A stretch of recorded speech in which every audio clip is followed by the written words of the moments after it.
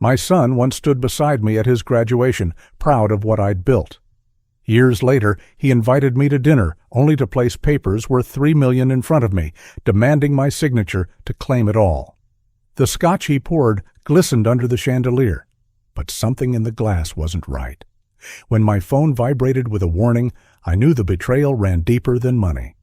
Before we continue, please subscribe to the channel and tell us where you're listening from in the comments. I sat in the oak-floored living room, the same floor I had nailed down by hand back in 1998 when Linda said we needed something solid, something warm under our feet. The boards creaked now under my chair, and that sound always pulled me back to the years when everything felt sturdier. On the wall above the mantel hung Aaron's graduation photo, his smile so wide, cap crooked, gown wrinkled, because he never did care about ironing. I snapped that picture myself, my hands shaking, trying not to cry as Linda held his arm. That frame is dusty now, but I cannot take it down. Beside it, Linda's old coffee cup sat on the end table, chipped at the rim from years of use. I wash it every night, even though no one drinks from it anymore. And in the corner, that metal file cabinet that has followed me from garage to garage, stuffed with tax returns, insurance slips, deeds, all the paper that proves I built a life from grease and grit. It was in that room that I counted the sacrifices I had made for Aaron, each one real, each one heavy with numbers. I paid his college tuition, $60,000 stretched across 4 long years. I remember writing each check, the ink smudging because my palms sweated as I signed. I bought him his first used sedan, a $12,500 Honda, back when he was 22 and needed to get to work. I gave him $8,000 to fix up the first apartment he shared with Vanessa because the place was falling apart, and she cried when the sink leaked. And when her mother was sick, I handed them $6,300 for hospital bills, never once asking if I would get it back. It was always about family, about making sure my boy didn't stumble. But every gift, every sacrifice, it seems now, just trained him to see me as a bank, not a father.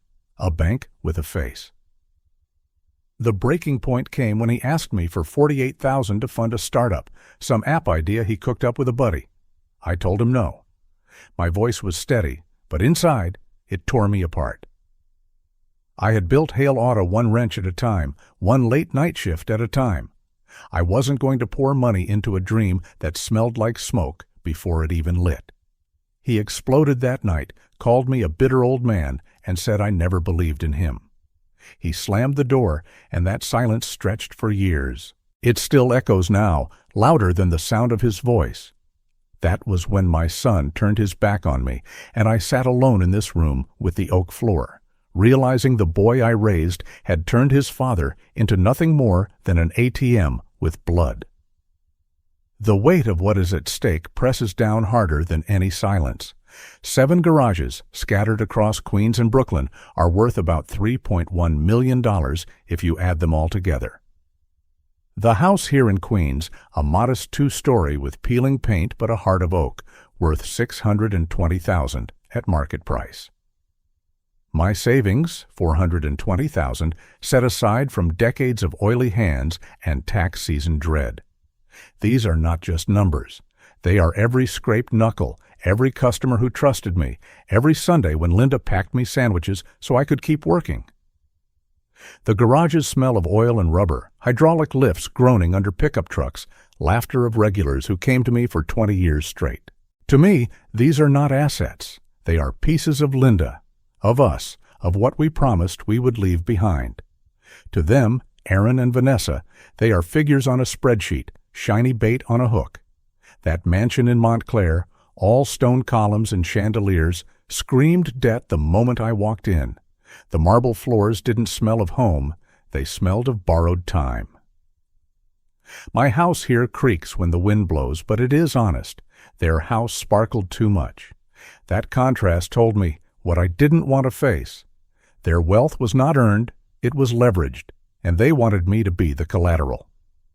I'll admit, part of me softened that night at dinner. Years of loneliness will do that. When your only company is a ticking clock and the ghost of your wife's perfume, you begin to crave any sign that family still means something. For one foolish moment, I wanted to believe him.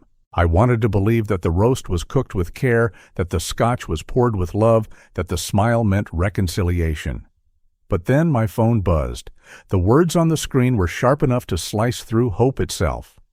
Get up. Leave now. Don't tell your son. I froze, my stomach knotting. At first I thought maybe it was some prank, a wrong number. But then I looked at the glass in front of me. The scotch shimmered under the chandelier, and at the bottom, faint particles swirled like dust caught in honey. My hand clenched so tight on the napkin that my knuckles ached. It wasn't just paranoia anymore. It was real. "Linda," I whispered inside my chest, "I hear you. Not tonight." The betrayal tasted bitterer than any whiskey. It wasn't only about money, it was about being tricked, about being played as if my mind were already gone. They thought age made me weak. They thought loneliness made me blind. They thought wrong.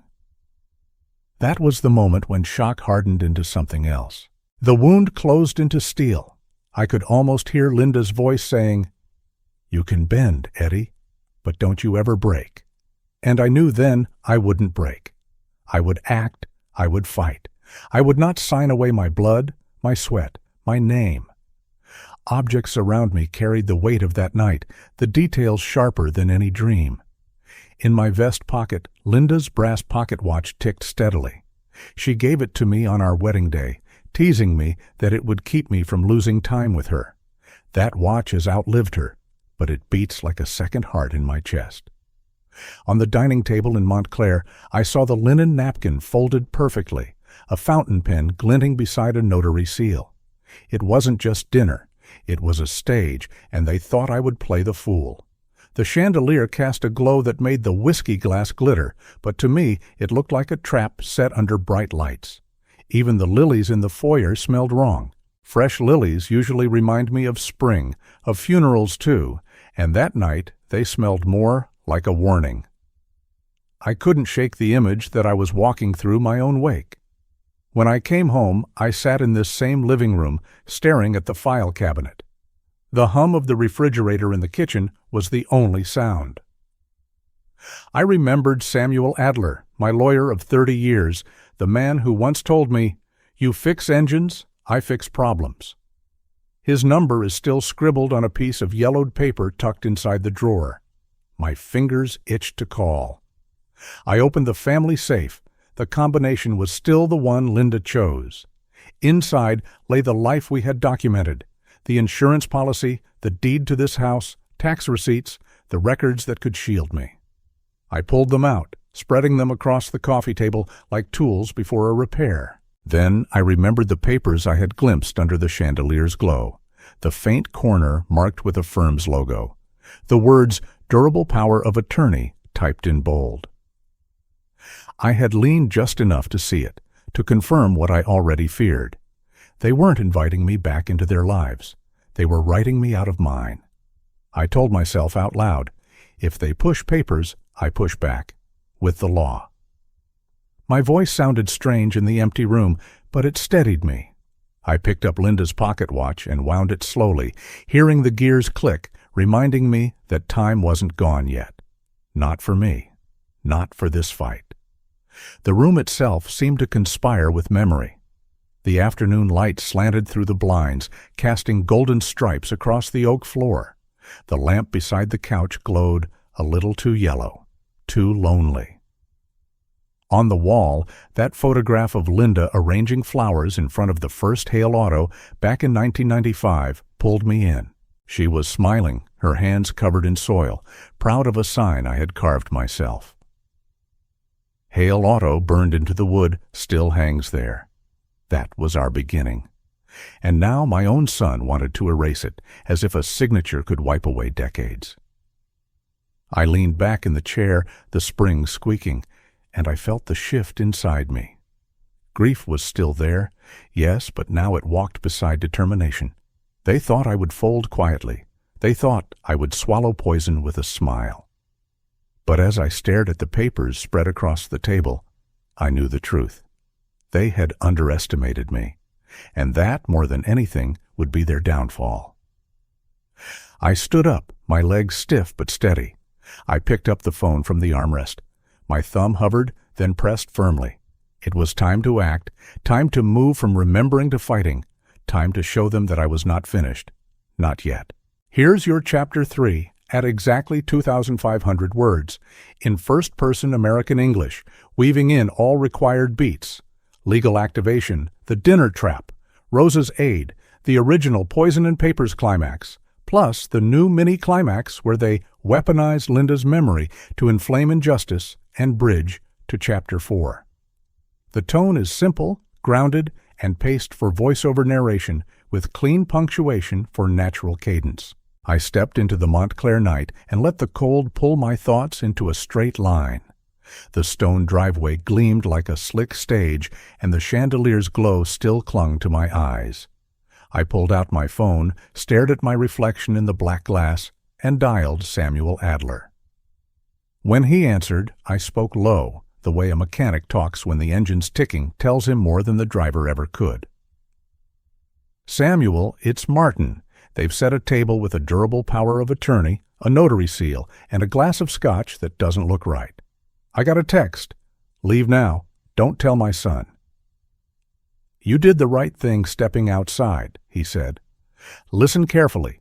Don't sign, don't drink. Note details, times, and names.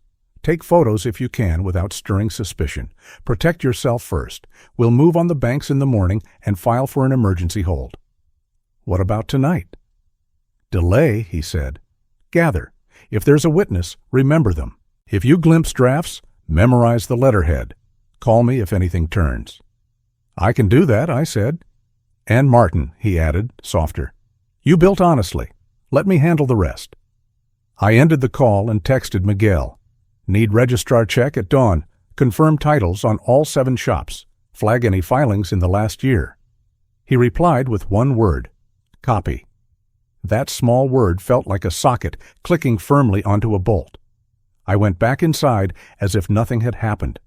The music was soft, the air full of sugar and polished wood.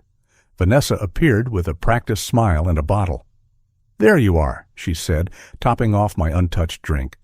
"We were worried." "Just getting some air," I said. In the dining room, the table gleamed. Aaron had placed a tidy stack of papers by my plate, a pen crossing the top like a bar. He was bright, eager, and full of words. "Dad, let's keep this simple. Succession planning. You relax, we manage. It's standard, financial and medical. A few signatures and we'll keep everything humming."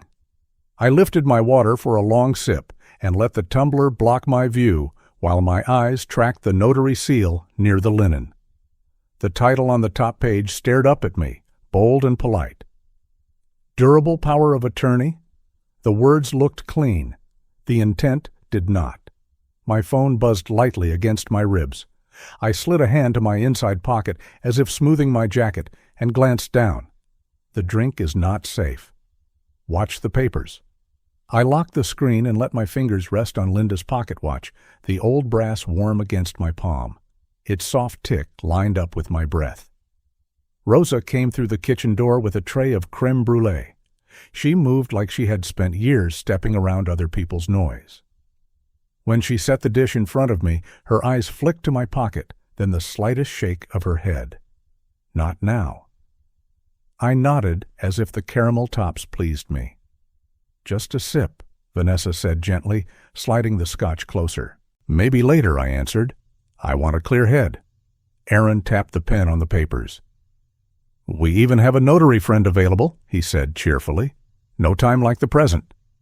"Or the future," I said, and smiled. I excused myself with a hand to my chest and the word heartburn. In the hallway mirror, I could see the chandelier behind me. I checked my phone. A second message waited. "Don't sign tonight." I slipped the phone back and flushed, then returned. On my way back, I paused by the kitchen. Rosa stood at the sink, water rushing hard. "Careful," she whispered, barely moving her lips. I returned to the table and let Aaron talk. He loved words like legacy, growth, and leverage. He said we would take care of everything. He spoke like a man who had found a shortcut and wanted me to call it a road. I asked a single question and let it land. "How did you cover this place in Montclair?" "Timing," he said. "Real estate timing." He smiled like timing meant the world always arrived when he called. I lifted the scotch and held it beneath the chandelier. The light made it glow like good amber, honest and warm. Then I tilted the glass and watched the bottom. Something hovered there, fine as dust, stubborn as doubt. I set it down, my jaw unclenched. My hand found the pocket watch again and closed it. Under the linen, the notary seal winked. The top page wore its title like a crown. The second page, from what I could see beneath the clip, listed banks and accounts and parcels in tidy rows. Vanessa leaned forward, soft voice, soft eyes. "We want to protect your legacy, Martin. You've carried enough." "Protection can look a lot like possession," I said mildly, and reached for water. Aaron's ankle bounced under the table. I could feel the energy coming off him. He kept his tone light. "This is family," he said. "We keep it simple." Family. Simple. Words that tried to set a spell. I stood again. I stood. "Reading glasses in the foyer," I said. "Old eyes, small print." "Take your time," he said. Past the coat closet, a small office door stood half open. A lamp burned in one corner. I stepped in and saw a printed draft on the blotter with red edits along the side. "Appointment, Dr. S. Cognitive evaluation. Tuesday at 11, my name underlined." Below it, a note about sedatives if sleep issues persisted. I felt a cold line run from my throat to my stomach. This wasn't only about signatures, this was about removing my voice.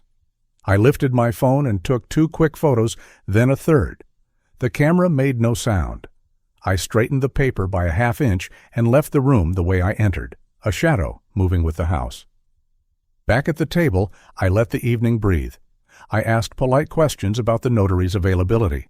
I smiled at a story about a neighbor's fundraiser. I broke the sugar lid on the dessert and let the crack ring louder than it should. I watched Aaron's shoulders whenever money came up.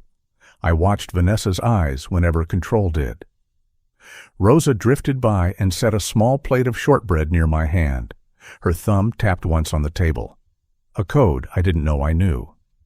Inside my napkin, I felt something thin and hard, the size of a thumb. I palmed it and slid it into my inner pocket, next to the watch. If I were right, the quiet weight in my coat would make more noise later than anything in this room. Aaron cleared his throat. "Dad, you trust me, right?" I looked at him the way a man looks at a car that has always started until one morning it doesn't. "I trust what has proven itself," I said. The smile on his face faded a shade, like paint left in the sun.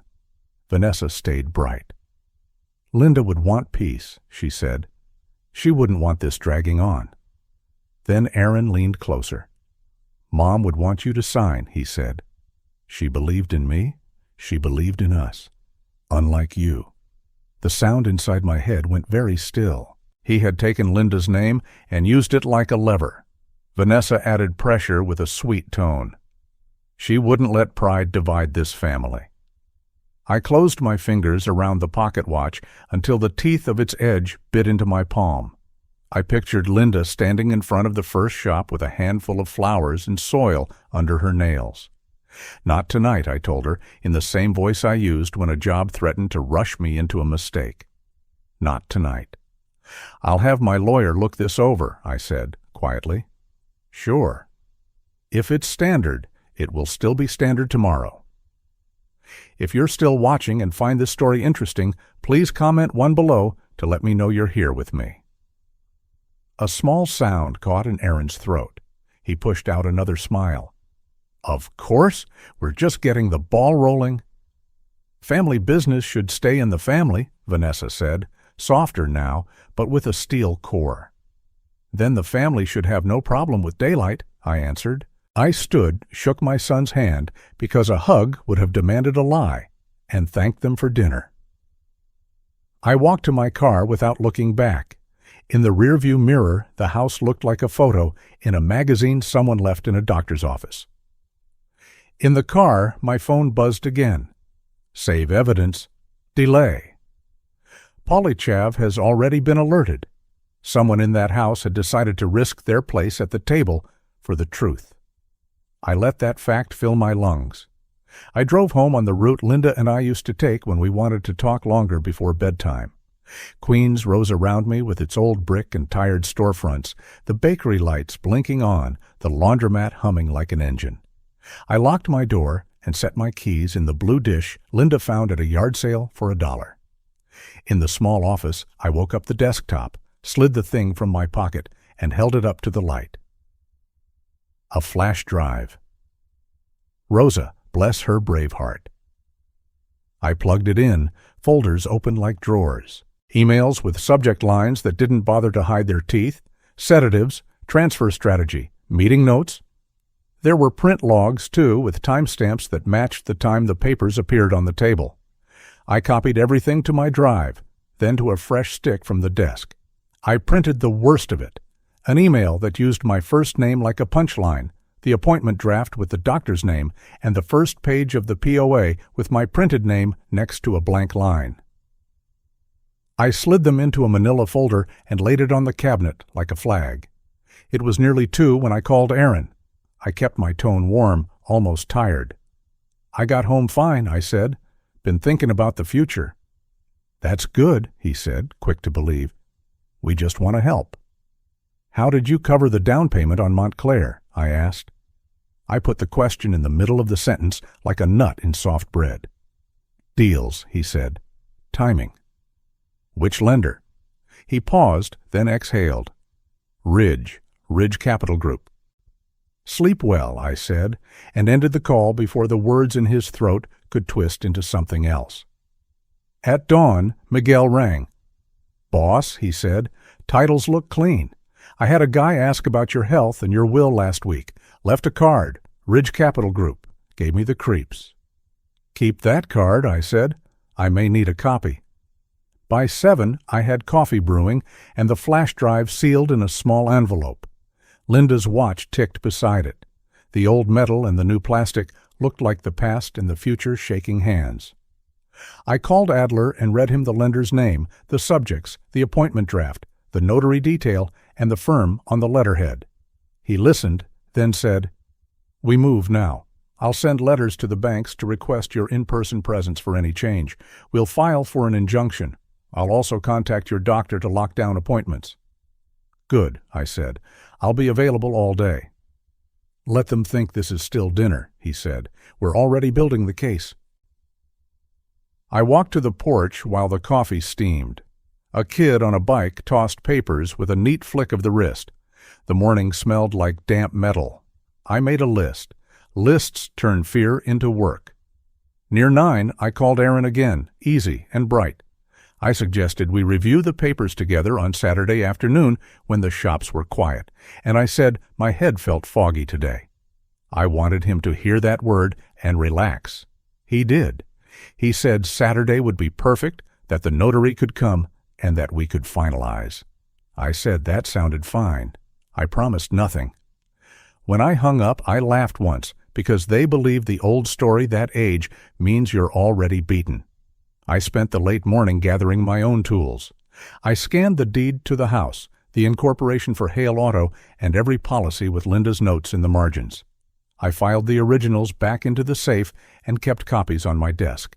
I charged a pocket recorder and synced its clock to my phone. I wrote questions for Aaron that looked like curiosity and would force him to say the quiet parts out loud. Miguel stopped by at noon with a photocopy of the Ridge card. The logo tried too hard. The address felt like a box store. He asked if I was holding up. I told him I felt like a man who finally found the leak and knew which wrench fit.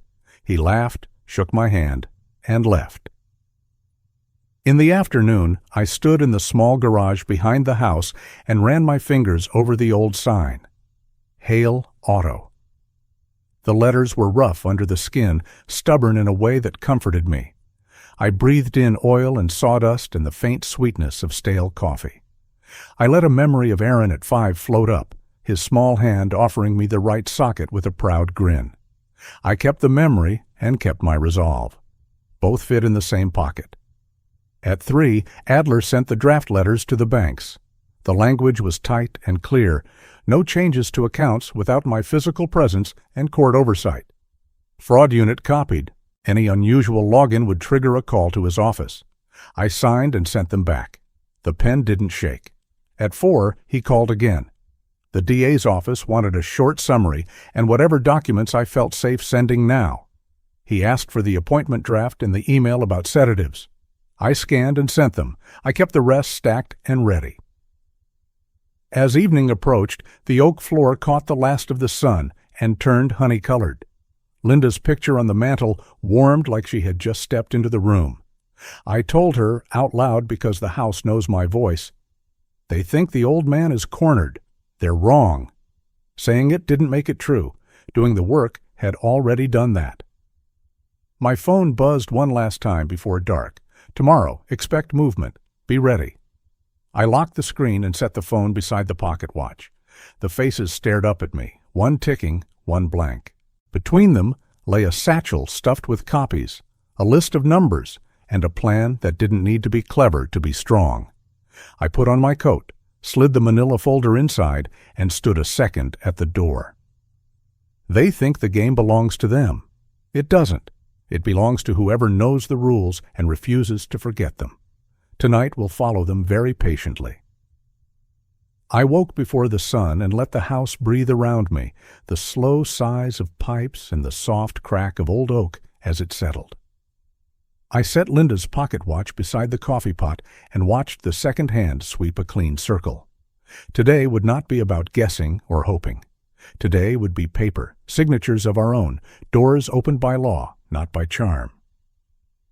I poured a mug and stood at the window until the black turned navy and the navy went gray.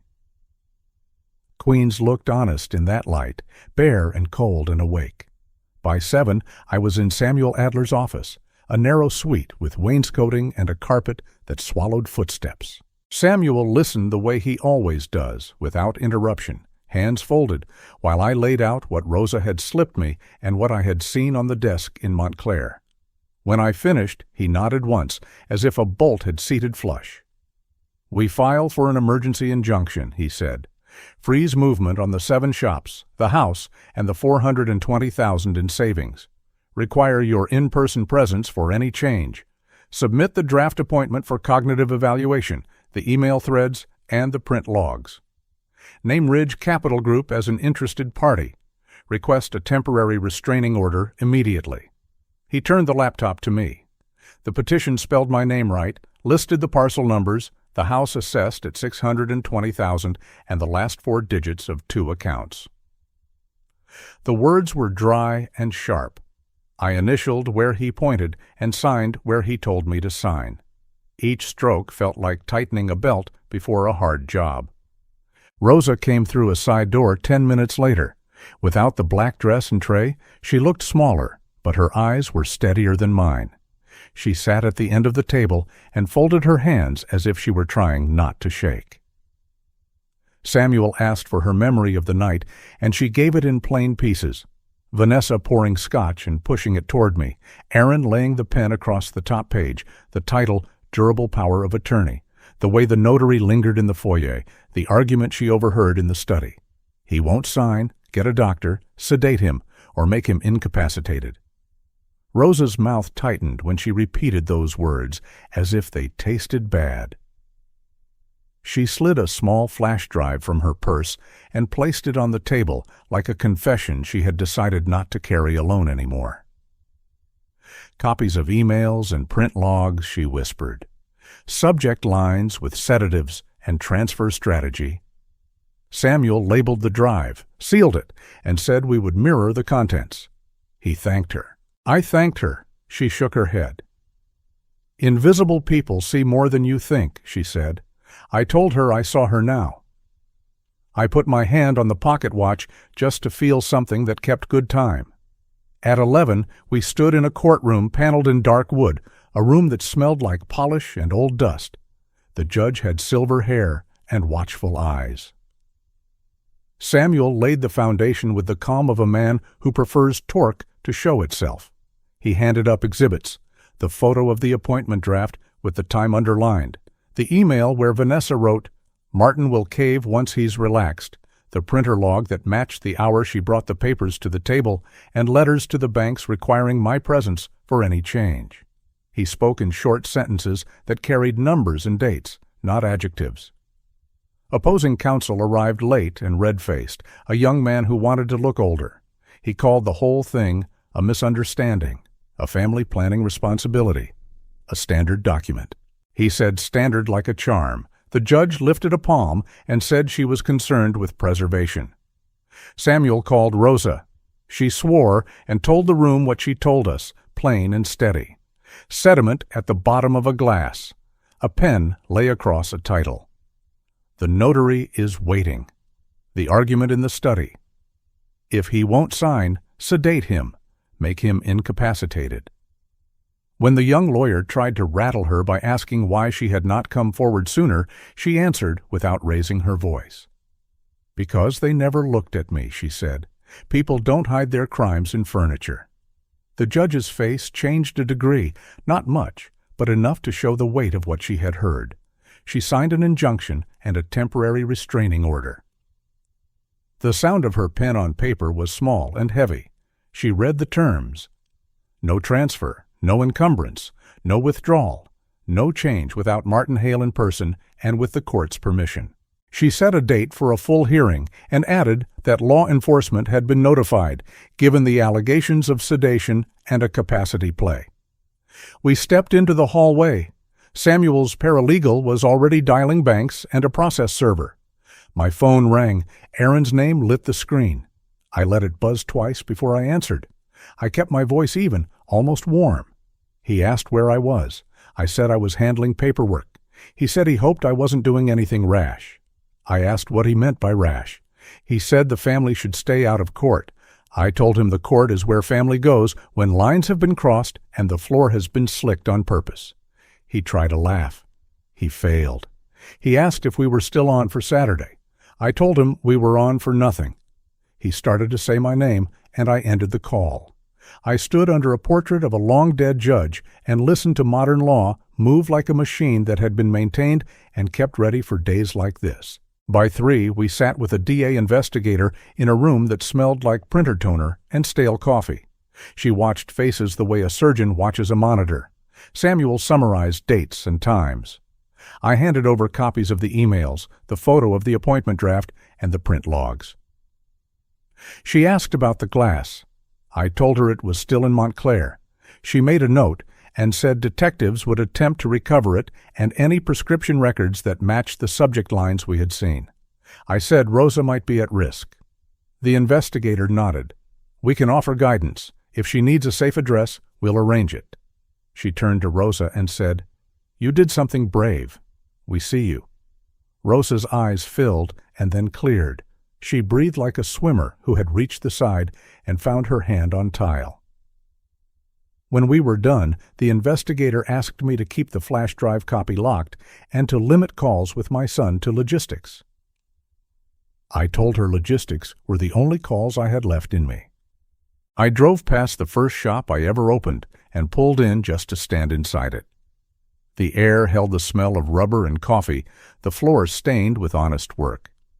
Miguel had left a note by the register. "Boss, all quiet. Call if anything stirs." I pocketed the scrap and tightened a loose screw because small repairs calm a man. At home, I made a sandwich and ate it standing. I set the watch on the table and wound it until the tick sounded like a heartbeat you could trust. "Close to 9, Vanessa called. Her voice wore that polite calm she uses when she wants to convince the room that she has already convinced herself. She said the papers were routine, that families do this every day. She said I had been alone a long time and the winter was hard. She said Linda would want peace. When she spoke Linda's name like it was a tool, I cut in. "Don't use her to sell this," I said. "You don't get to do that." The line went quiet. Then she said we could still fix it if I signed on Saturday. "There will be no Saturday," I said, "and there will be a mess, but it won't be mine." I hung up and let the house be silent around me. I slept like a man who finally shut off a motor that had been whining for years. If you're still watching and find this story interesting, please comment below to let me know you're here with me. Morning came with a call from Samuel. The judge had moved up the full hearing to 2. I ironed a shirt that didn't need ironing and shined shoes no one would notice. I put the watch in my vest pocket because I needed the weight. The hearing room was fuller than the day before. Aaron sat tight in a dark suit that did not match his eyes. Vanessa looked like a picture frame smiling at a picture she did not like. The judge entered. We all stood.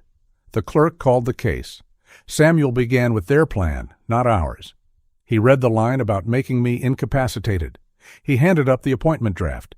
He presented the email that said, "Martin will cave once he's relaxed," and let the words hang until the wood absorbed them.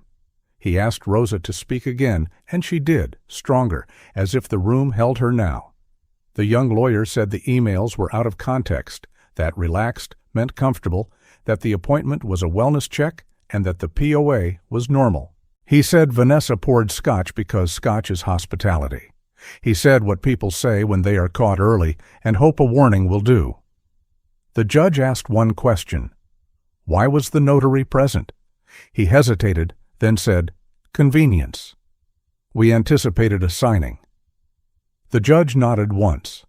Samuel asked to play a voicemail I had saved, one of those late-night messages where fear bleeds through a confident man's voice.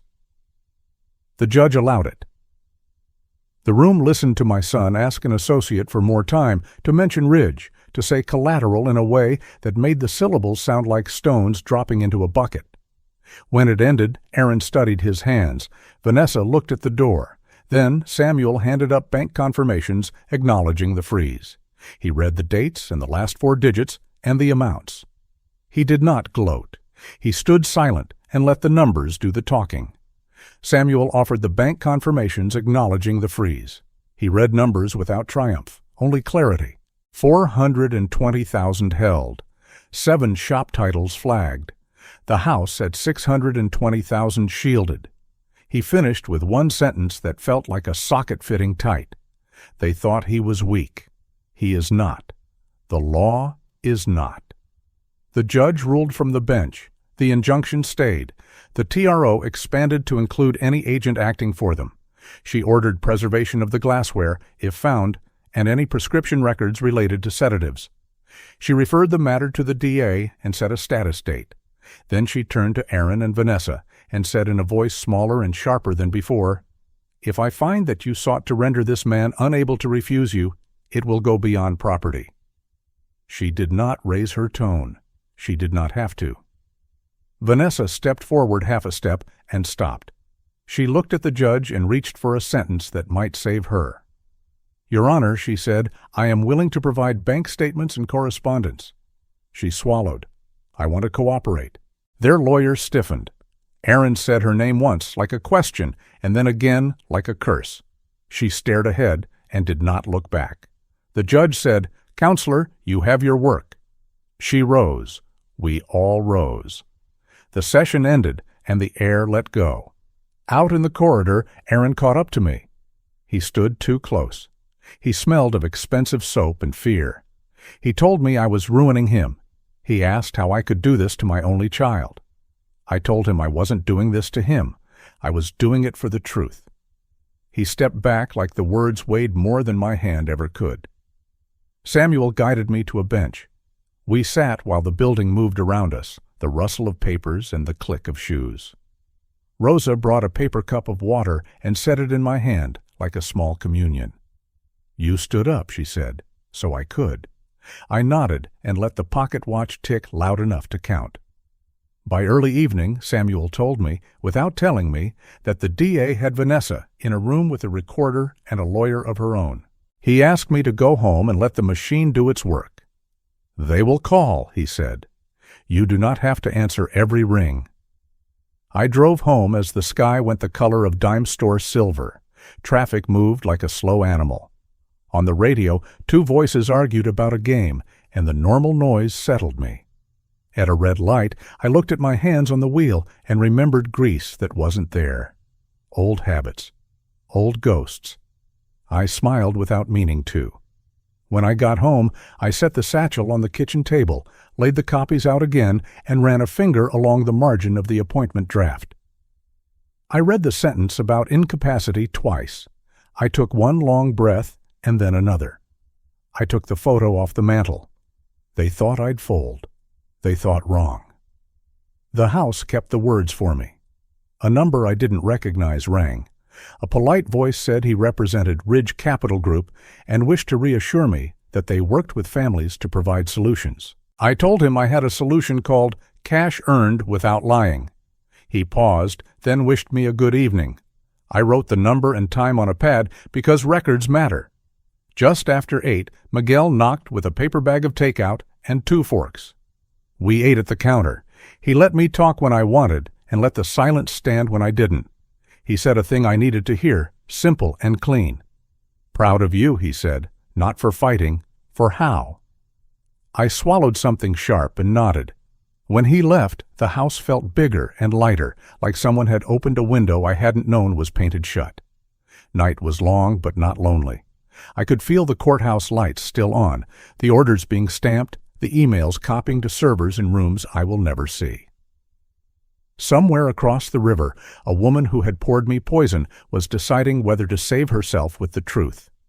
Somewhere, my son was learning what a boundary sounds like when a judge reads it into a microphone. Near midnight, I opened the front door and let the cool air rinse the worry out of my lungs. The street was a ribbon of low light. A bus stopped at the corner.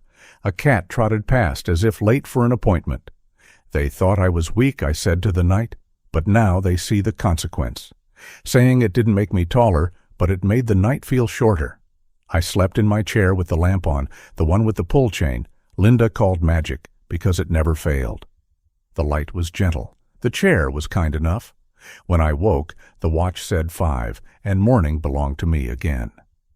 The DA's office called just after 7 to say certain items had been secured, and interviews would continue. They thanked me for my cooperation and my clarity. I thanked them for the word clarity because it felt like respect. An hour later, a courier dropped stamped copies of the orders through the mail slot. I ran my fingers over the raised seal, the way a man runs his hand over a finished paint job. Clean. Solid. The language read like guardrails. Somewhere out there, Aaron was bouncing off them and learning they would not move. I poured coffee and set 2 cups out of habit and said Linda's name into the kitchen air.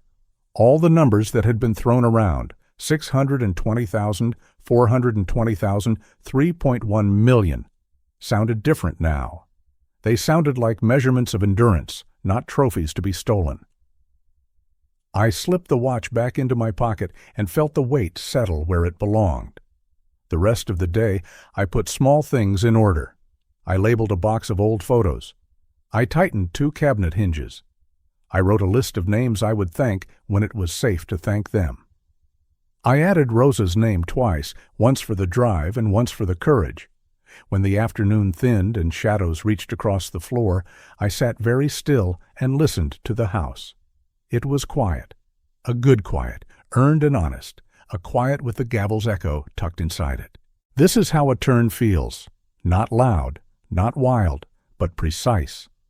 The plan laid for me had collapsed under the weight of words that could not run. The people who tried to steer my life with a drink and a pen had learned the oldest lesson I know. If you try to take a man's name from him, he will teach you how it's spelled, in court, in ink, under oath. Tomorrow will bring consequences, not guesses. The orders will hold, the calls will come, and there will be more rooms, more benches, more pages to initial, but the balance has shifted. The road finally runs downhill toward justice, and I have both hands on the wheel. I whispered to Linda's photo, "We're almost there. I'm still me. I promise it." The courtroom smelled of wood polish and cold air, the kind of air that sits heavy on your shoulders, reminding you this is where truth is weighed. The benches were half filled, reporters whispering at the back, the clock over the judge's bench ticking louder than it should. I sat with my lawyer, Samuel Adler, my hands resting on the worn leather of a folder that carried copies of every piece of evidence. My pocket watch ticked inside my vest, steady and faithful, the last gift Linda ever pressed into my hand. The judge entered, robes sweeping the floor, eyes scanning the room with that mix of detachment and weight that only comes from decades on the bench. She gavelled once, the sharp crack echoing. The prosecutor, a woman with a clipped voice and calm manner, began with a timeline that laid my son bare. She spoke of dinners turned into traps, of documents presented under the guise of succession planning, of a drink that carried more than alcohol, of emails that spoke plainly of sedation and incapacitation. Words that chilled when spoken slowly in a courtroom, words that carried a sting sharper than any blade. On the screen mounted on the side wall, the DA's office displayed the first exhibit. Durable power of attorney, clean font, my name printed neatly under a line, left blank for a signature that never would be mine. Another document appeared, a draft appointment with a psychiatrist, my name underlined twice, the words capacity evaluation circled in red. A line of emails followed, each more damning than the last. Sedatives on hand. Transfer strategy. Martin will cave once he's relaxed. The prosecutor asked Rosa to take the stand. She walked slowly but firmly, a small woman in a simple blouse, hands trembling but voice clear when she raised her right hand and swore the oath. She told them what she saw, what she heard, what she dared to copy onto the small drive she had slipped into my hand like a lifeline. She spoke of the glass with sediment, the pen laid across the papers, the notary standing by the door, the whisper she overheard. If he won't sign, we'll sedate him, make him incapacitated. Her voice shook on that last word, but then steadied. The defense lawyer, young and overeager, tried to rattle her. He asked if she held a grudge. He asked if she was bitter. Rosa met his eyes without flinching. "Invisible people hear everything," she said. The line settled in the room like a stone hitting water, rippling out, undeniable. If you're still watching and find this story interesting, please comment 3 below to let me know you're here with me. Then Vanessa broke. My daughter-in-law, polished in a dark suit, hair neat, her hands folded tight on the table, spoke in a voice just loud enough to carry. "I want to cooperate," she said. Her lawyer shifted uneasily, but she kept speaking. "I have records, bank statements, letters from Ridge Capital Group demanding repayment. I'll turn them over." The courtroom stirred. Aaron whipped his head toward her, his face red, voice rising. "Betrayal! You'd throw me under to save yourself?" The judge struck the gavel once. Quiet? But Aaron didn't quit. He leaned forward, his words spilling out too fast, too loud. He spoke of debts, of pressure, of Ridge holding notes he couldn't pay, of promises made to investors that he never could keep. Every sentence dug him deeper. Every word cracked the mask he had worn. He raged about being misunderstood, about my never supporting him, about the unfairness of it all. His voice shook the rafters, but it was the sound of collapse, not victory. I rose slowly when asked if I wished to speak. The courtroom quieted as I straightened my jacket and walked to the front. I placed Linda's watch on the ledge, its tick just loud enough to be heard. I looked at the judge, at the jury, and at the son I had raised. My voice came calm, the way a man speaks when the storm has already passed inside him. "A man's legacy isn't what he gives away under pressure," I said. "It's what he refuses to lose. His name, his work, his wife's memory. I will not lose those." The jury foreperson stood an hour later, their verdict read in measured tones. Guilty, fraud, forgery, conspiracy. The words fell like doors closing. The judge's pen scratched across an order. My assets were preserved, my garage title secured, my accounts frozen against theft, and my home declared safe. She looked at me and said, "Mr. Hale, your property remains yours."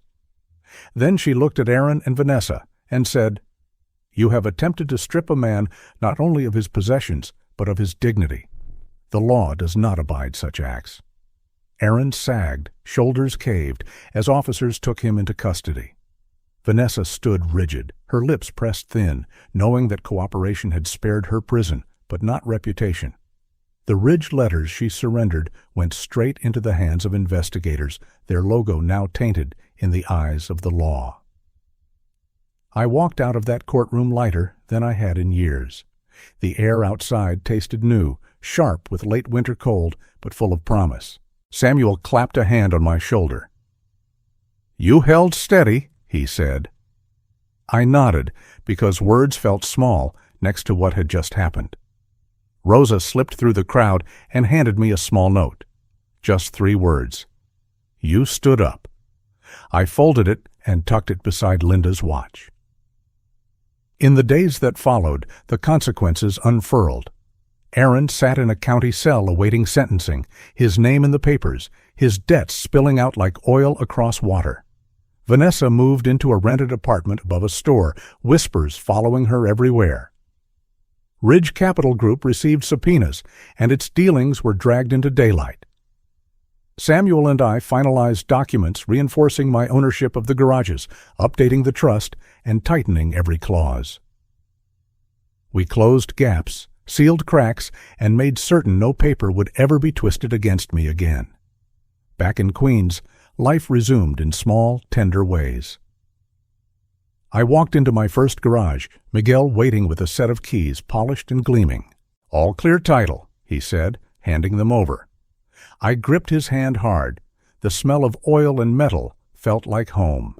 I tightened a loose belt on an old Buick myself, grease under my nails again, and it felt right. In the house, I dusted the kitchen, set Linda's watch on the counter, wiped her frame photo, and let the light of evening pour across the floorboards we had chosen together so many years ago.